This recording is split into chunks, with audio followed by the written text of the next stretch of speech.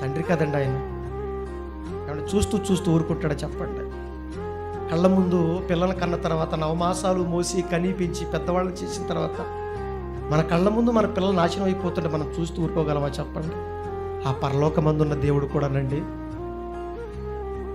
ఆయన మాటను ధిక్కరిస్తున్నా, ఆయన గుండెల మీద తన్నుతున్నా, ఆయన సంకల్పాన్ని సమాధి చేస్తున్నా, నా పిల్లలు నాకు కావాలి, నా పిల్లలు నాకు కావాలి అరచేతి మీద చెప్పుకున్నాడు కదండి మనల్ని కూడా.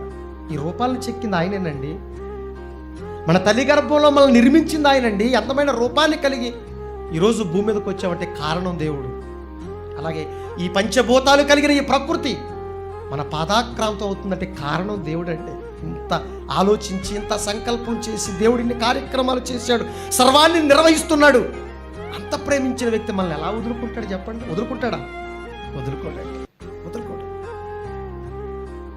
ఆయన వదులుకోడు. అందుకే ఎవ్వరునూ నశించిపోవటం ఆయనకి ఇష్టం లేదండి. ఆయనకి ఇష్టం లేదు. ఎవ్వరూ నశించిపోకూడదు, అందరూ రక్షణ పొందాలి.